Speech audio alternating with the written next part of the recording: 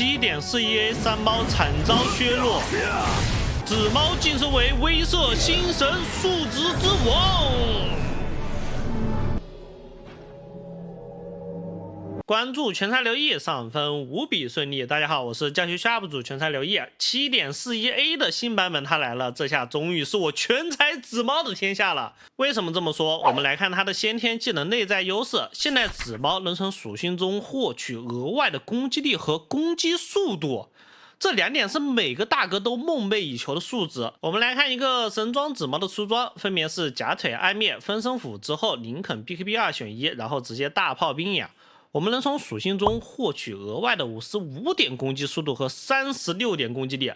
特别是这个攻击速度意味着我们在连招中能穿插大量的平 A 伤害，就这个平 A 伤害是非常离谱的。在实战开始之前，我们先来教一个很基础的小连招。紫猫的2、3技能这个是无所谓的，就是2技能你在释放中你随便选哪个圈，然后能落地逃生或者用来进攻，敌人是看不到你这个圈的选项的。紫猫厉不厉害就看你1技能放的准呀。你正常释放1技能，对方预判可以躲，那么我们怎么样才能确保1技能打到敌人呢？分为2种情况，一看对方的血量，2看对方有没有你视野。如果是敌在明你在暗的情况，你可以直接大招接1技能。你面对一个脆皮英雄，你的伤害够，你一套可以把他打到半血以下，他就只会想着往家里跑，所以你1技能比较好命中。这里有个额外的技巧，就是紫猫的大招跟蓝猫大招同理，你在释放的过程中是可以放技能的。同样，你紫猫丢大的时候，你不要等落地下来之后再接1技能，这样的话对面是很容易躲避的。那么正常操作应该是我们大过去的一瞬间，就是还没有落地的时候就可以1技能点地板。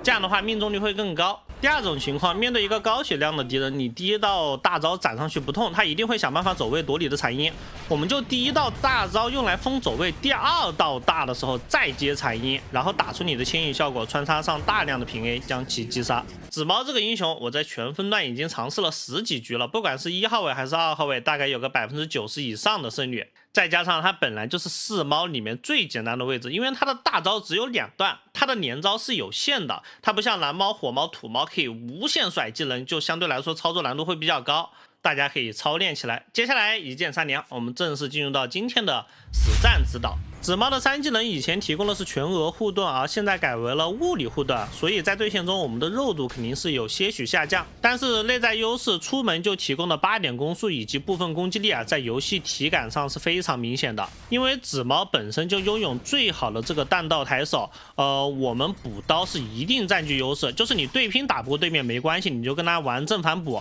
我们尽量卡准每一个小兵的伤害。然后这种远程兵我们就平 A 接3技能补，收下之后你把你的物理护盾跟他对点消耗殆尽之后，我们就勾仇恨，把小兵勾到塔下，然后继续去正反补。紫猫对线中何时选择进攻主要看你的酱油味啊，我们这边的大刘属于特别会玩的，他一直都在尝试绕后，然后用2技能收回去给自己带来大量的移速和攻击力。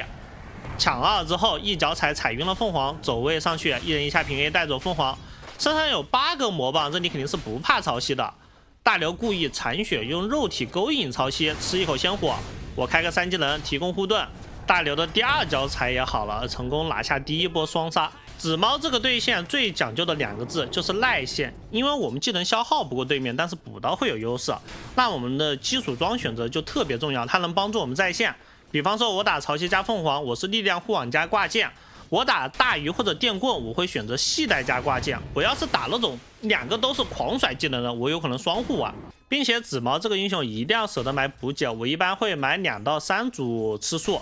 来帮助我拥有一个足够的状态，才能去跟对方正反补博弈。你被对方打一套有大量魔棒，你就把护腕挂件什么的全丢地上，然后吃魔棒，回复量更高。5号位是什么剧毒双头龙，我们能打出明显幸运优的，你可以3-1对点。反之，你对线压力比较大，4级的时候学1级2技能用来逃生。任何分段你完全不怕5号位辅助选出屠夫或者白流，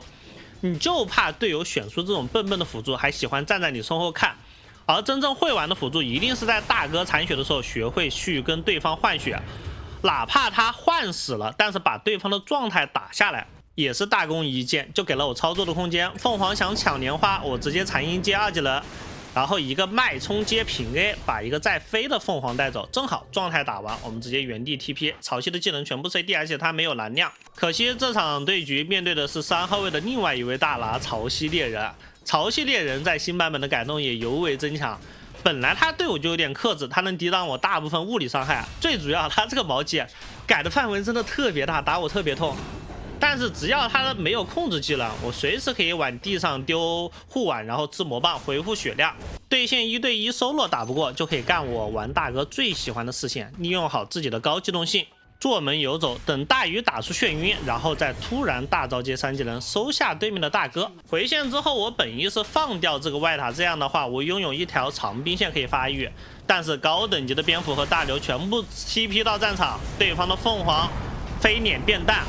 队友不约而同的一起同时打这个凤凰的蛋，还剩一个剧毒。剧毒1技能和大招全部 CD， 他肯定是跑不掉的。紫猫在刚打完一波团之后，最重要的事情一定是找一条安全兵线，然后老老实实发育一段时间。千万要记住，玩大哥紫猫别把自己玩成中单或者酱油了，去无限干架。这个版本的助攻钱本来就少，而且你干架干多了，你自己容易死。这种打架和前期参团阵亡是非常伤的，所以一定要记得多发育。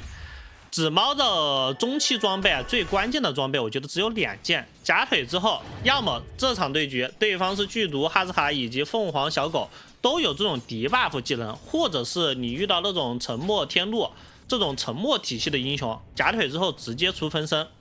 分身它的输出会比暗面低很多，但是功能性更强，属性好，就是团战中你能存活下来。反之，你碰到什么蓝术士这种偏脆的酱油，你想打输出，就先暗灭再分身。做出分身之后呢，再跟队友一起去进攻敌人。小狗、小鱼这种英雄他虽然拥有很强的逃生能力，但是你只要玩这种人海战术，一波人先上打出他的魔免大招，另外一波人再上打后手，就可以将其轻松击杀。顺便一提，这个版本的魔晶特别肉，每5个人是打不动的，也只有欧服高分段这种执行力，19分钟5个人就会集结起来开雾抓人控魔晶。其他分段或者你队友没有集结力，3、4个人你别去挑战魔晶哦。再回答大家一个问题，紫猫这个英雄我非常不推荐出狂战，因为你狂战之后要出分身，分身之后你的伤害会特别刮。所以一定是分身之后暗灭，或者暗灭之后分身，才能打出你的有效前期伤害和压制力。曹曦过来跳大，我没有第一时间选择上，而是蹲守后排，看到凤凰放一个残音，大鱼接踩上去，一刀刮死凤凰，再开一个异化撞死对方的哈斯卡和曹曦。如果曹曦过来跳刀的一瞬间，我选择打一个大招曹曦我一套上去，他只掉半血，但是我技能全交，对方后排还存在，我们这波团一定会输。紫猫前中期伤害特别有限，所以说我们团战的定位一定是切后排，发挥出自己的搅屎作用，把对方打减员，再来去打对方的前排。我们再看另外一场对局，这把是我家全能打对方的大锤加拉比克对线小猎。但是紫猫只要你那个对线的时候补到够晚，你能快速做到暗灭或者夜叉，你拥有天生的这个额外攻速，你刷钱并不慢。就是哪怕我们打钱是一刀一刀抠，但是你攻速快，你刷钱就不会慢。对方的阵容是中单拉比克，然后蓝以及大锤，我觉得没什么敌 buff 技能。打这个阵容，只要我打出一波好切入，我觉得我的生存环境特别好，所以没有选择做分身，而是直接做暗灭。裸暗灭的紫猫，我们这个团战数值它是非常超模的。剧毒有大骨灰，术士不用管，我来阴一波拉比克，一个13级的满状态拉比克被我半套打成了残血，最后被剧毒的蛇棒收下。而且做出暗灭，你赢完团战也具备一定的推塔能力，也可以说暗灭这件道具是最能把紫猫的前期经济全部转换为实际战力的有效装备。